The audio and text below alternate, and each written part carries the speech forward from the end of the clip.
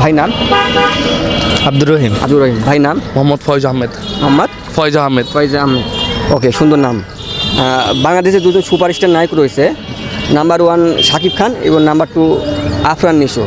আপনার এই দুজনের মধ্যে কাকে সিলেক্ট করবেন এবং কার অভিনয় কেমন লাগে আপনার কাছে ভাই? রিসেন্টলি আমার কাছে এই বর্তমান আফরান নিশো একটু ডেভেলপ করতেছে এবং শাকিব খান তো বাংলা সুপারস্টার অনেক আগে থেকে।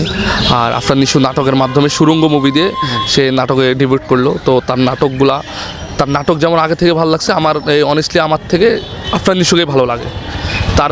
তার এই বর্তমানে সুরঙ্গে যে সিনেমা করছে, অন্যরকম একটা সিনেমা, তার অন্যরকম একটা লুক ছিল, তার ডায়লগ, তার অন্যরকম একটা ফ্যান বেজও তার তৈরি হয়েছে, এতটুকুই ভালো লাগে। আচ্ছা ভাই, শাকিব খান বা আফরান নিশোকে আপনার কেমন লাগে, বা কার প্রিয়, আপনার প্রিয় নায়ককে বা অভিনয়গুলো কেমন লাগে আপনার কাছে?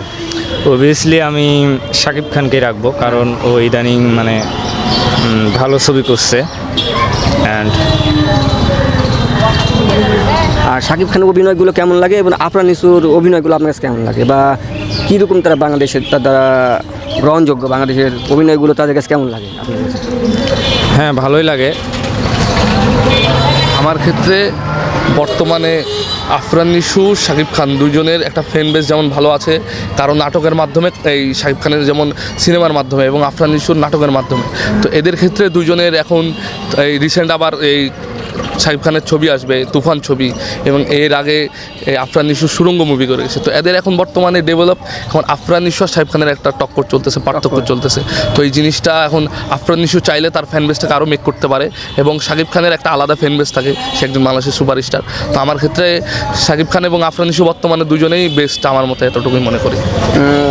আপনার কাছে কে বেস্ট আর কেমন লাগে তারা অভিনয়গুলো আপনার কাছে এখন?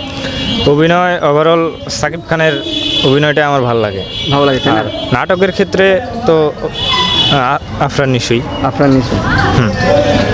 সুন্দর মতামত দেওয়ার জন্য আপনাকে ধন্যবাদ।